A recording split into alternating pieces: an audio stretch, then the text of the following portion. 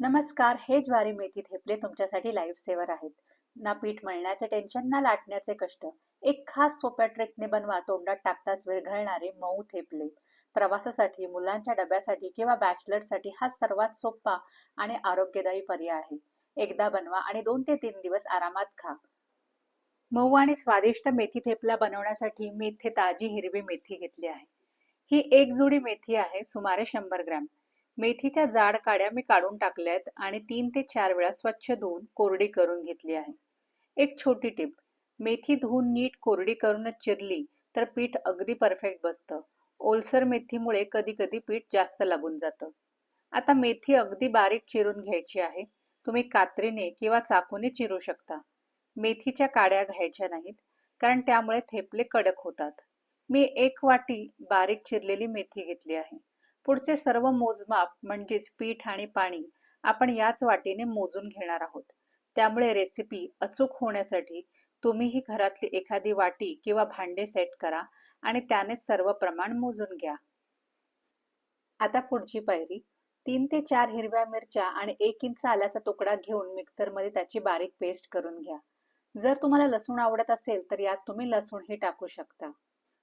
एका पॅनमध्ये 2 चमचे तेल गरम करा. त्यात आपण बनवलेली आलं मिरचीची पेस्ट टाका.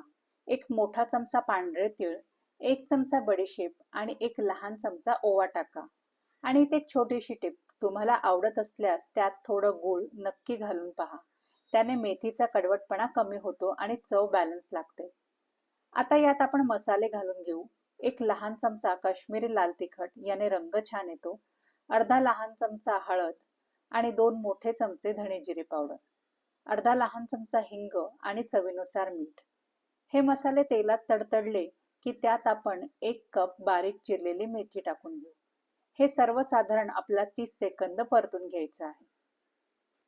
आता सर्वात महत्त्वाचं म्हणजे जर तुम्हाला थेपले खूप जास्त दिवसांसाठी साठवायचे असतील किंवा लांबच्या प्रवासात न्यायचे असतील तर तेलाचे प्रमाण थोडं वाढवा. मसाले परतून झाल्यावरती ज्या कपने मेथी मोजली होती त्याच कपाने 1 कप पाणी टाका.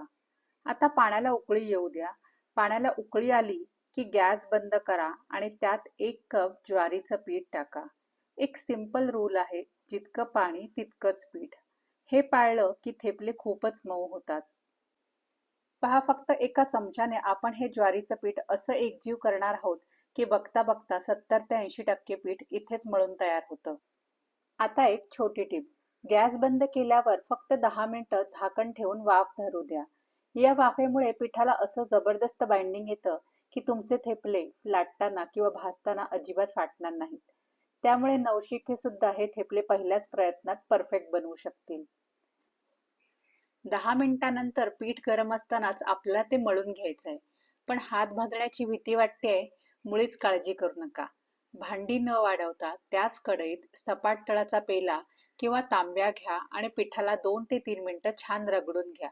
याचा फायदा असा होईल की पिठात जर काही थोड्याफार प्रमाणात गुठळ्या राहिल्या असतील त्या मोडून निघतील आणि पीठ हाताने मळण्यापेक्षा दुपटीने स्मूथ आणि एकजीव होईल.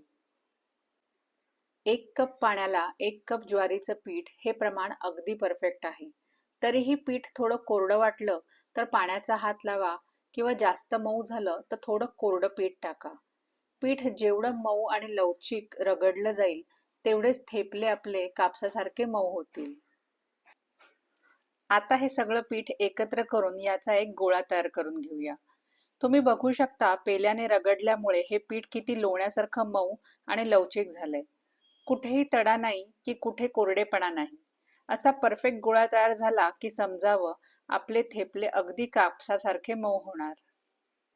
आता या पिठाचे छोटे छोटे गोळे तयार करून घेऊया.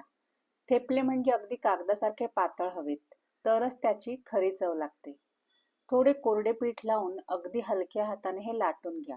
आपण पीठ वाफवून आणि रगडून घेतल्यामुळे ज्वारीचे असूनही हे पीठ पोळीसारखे सहज लाटले जाते. आपण ह्यात भरपूर मेथी वापरली आहे, तरीही बघा लाटताना कुठेही अडचण येत नाहीये. जर तुम्हाला हॉटेलसारखे सुबक आणि परफेक्ट गोल थेपले हवे असतील तर एखाद्या डब्याच्या झाकणाने ते कट करून घ्या. त्यामुळे सगळे थेपले दिसायला एकसारखे आणि अतिशय सुंदर दिसतात.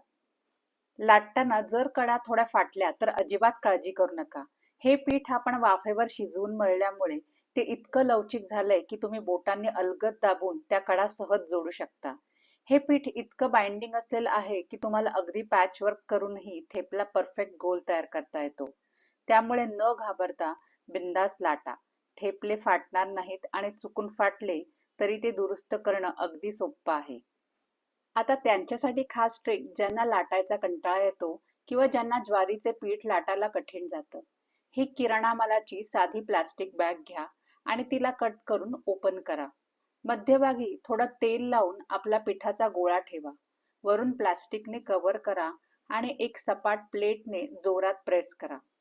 त्यानंतर हाताने थोडं कडेकडेने पसरवलं किंवा प्लेटने पसरवलं की काही सेकंदातच अगदी पातळ आणि मोठा थेपला तयार. ना लाटण्याचे कष्ट ना फाटण्याची भीती. ही पद्धत एवढी सोपी आहे की बॅचलर्स किंवा मुलंही थेपले झटपट बनवू शकतील. तुम्हाला जी पद्धत आवडेल त्याने सगळे थेपले एकाच वेळी बनवून घ्या. फक्त एक गोष्ट लक्षात ठेवा, प्लास्टिकवर प्रेस केलेले थेपले एकमेकांना चिकटू नयेत म्हणून त्यावर थोडं कोरडं पीठ भुरभुरायला विसरू नका. आता तवा गरम करा. थेपला टाकण्यापूर्वी तव्याला थोडं तूप किंवा तेल नक्की लावा जेणेकरून तो चिकटणार नाही. तवा मीडियम हाय फ्लेमवरती चांगला गरम असायला हवा. थेपला तव्यावर टाका आणि फक्त 30 सेकंद एका बाजूने छान शेकून द्या. महत्वाची टीप म्हणजे थेपले नेहमी हाय फ्लेमवरतीच भाजायचे आणि हाताने दाबून भाजायचे नाहीत. दोन्ही बाजूने पटापट तेल किंवा तूप लावून थेपला छान भाजून घ्या. जास्त वेळ भाजल्यास किंवा दाबून भाजल्यास ते कडक होतील. हे थेपले आधीच वाफेवरती शिजल्यामुळे आणि खूप पातळ असल्यामुळे भाजायला जास्त वेळ लागत नाही. भाजलेले थेपले एका चाळणीवर ठेवा म्हणजे वाफेमुळे ते ओले होणार नाहीत. हे ज्वारीचे थेपले 2 ते 3 दिवस आरामात टिकतात आणि तितकेच मऊ राहतात. तुम्ही हे मुलांच्या टिफिनसाठी किंवा प्रवासासाठी बनवू शकता. तर तयार आहेत आपले मऊ, लुसलुशीत आणि चविष्ट मेथी थेपले. ते अगदी तोंडात टाकताच विरघळतील असे झाले आहेत. ही रेसिपी नक्की ट्राय करा. या छोट्या छोट्या ट्रिक्स ज्या व्हिडिओमध्ये सांगितल्या आहेत, जर त्या तुम्ही पाळल्या तर थेपले अगदी परफेक्ट होतील. जर तुम्हाला ही रेसिपी थोडी तरी आवडली असेल तर व्हिडिओला नक्की लाईक करा.